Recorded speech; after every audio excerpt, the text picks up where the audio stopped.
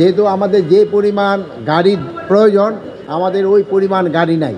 এই 200 গাড়ি সরকারিভাবেই ক্রয় করা আমাদের সম্ভব হয়েছে। পুলিশ বাহিনীর এই যে যানবাহনের স্বল্পতা এটা অনেক দিন যাবতীয় আছে। এই 200 গাড়ির পরও কিন্তু যানবাহনের স্বল্পতা আমাদের থাকবে।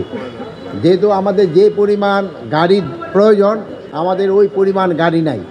তারপরও আমরা এই তাড়াতাড়ি একটা প্রকিউরমেন্ট করার জন্য আমাদের মাননীয় প্রধান উপদেষ্টা ওনার একটা নির্দেশনায় আমাদের সে ফাইন্যান্স অ্যাডভাইজার এবং আমাদের যে শিল্প উপদেষ্টা তাদের সবাই সহযোগিতায় আমরা এই 200 গাড়ি সরকারিভাবেই ক্রয় করা আমাদের সম্ভব হয়েছে।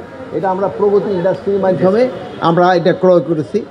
আমাদের আপাতত এই 200 পিক আপ, পরে হয়তো আমরা সাবসিকুয়েন্টলি এই বছর আরও অন্যান্য পিক আপ, প্রিজন ভ্যান এবং আমাদের আরও জিপ ক্রয় করা হবে।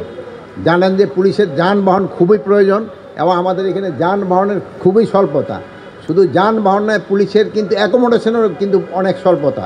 25টা থানায় আমাদের কিন্তু ভাড়া থানা, 50টা থানার ভিতরে 25টা থানাই ভাড়া।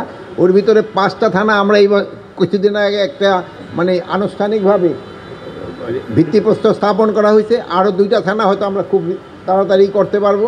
বাট রিসেন্টলি কয়েকদিন আগে যেমন নরসিংদীতে আমাদের এক পুলিশের একটা ঘটনা ঘটছে, বাট এইটাও কিন্তু কমে আসছে।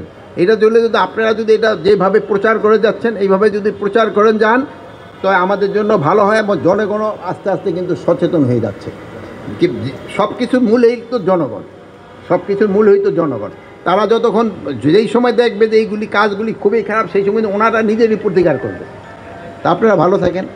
আচ্ছা।